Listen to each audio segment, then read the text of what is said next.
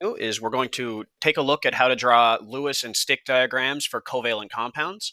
What I'm going to use as an example here is formaldehyde. You might know of this if you've watched a lot of crime shows. It's very common. It's used as a preservative for biological tissues, but for our purpose here, it's just going to be a stand-in for any other chemical. We're just going to display the rules, work through how it works, and then try to get it squared away.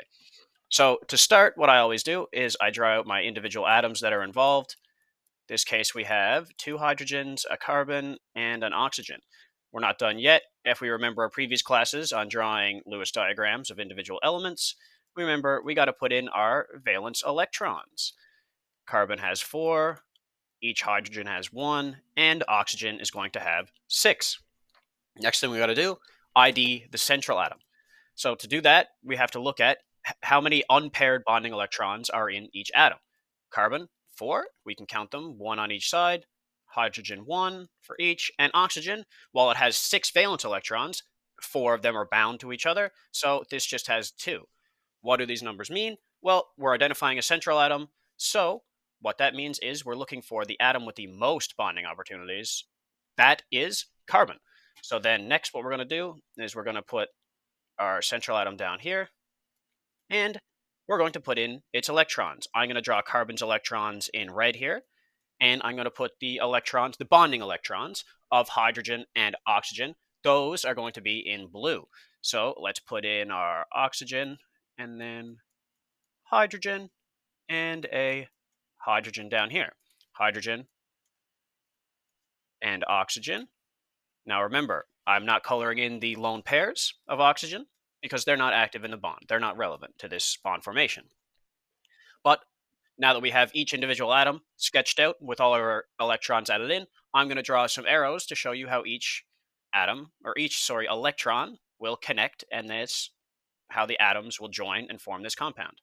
So we have this. And now we're just going to simply redraw carbon, oxygen, hydrogen, and hydrogen.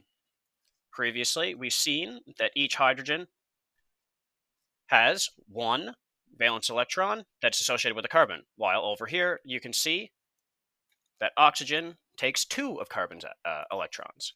Same way that both of these oxygen electrons join. And here, this is our complete Lewis diagram. If we want to turn this into a stick, we just have to look at individual pairs of electrons. This here is a chemical bond. 1 electron from hydrogen, 1 from carbon forms that single bond. Now, when we turn this into a stick diagram, that single individual bond is going to just turn into this one single line. So we repeat this down here for the other hydrogen, but then we have something here where oxygen and carbon are bonded with 2 separate pairs of electrons. So here we have 1 red and 1 blue, makes 1 line for each of the hydrogens. So 2 reds and 2 blues create this oxygen bond. Now, you can draw in your lone pairs if you so choose for your oxygen, but they're not particularly relevant, so you can exclude them as well if you so choose. Thank you for listening in on this. Next week, we're going to go over how to do ionic compounds via Lewis structures. I'm not going to do stick because Lewis ions don't really form stick diagrams. Either way, thanks for tuning in, and I'll get to you guys next week.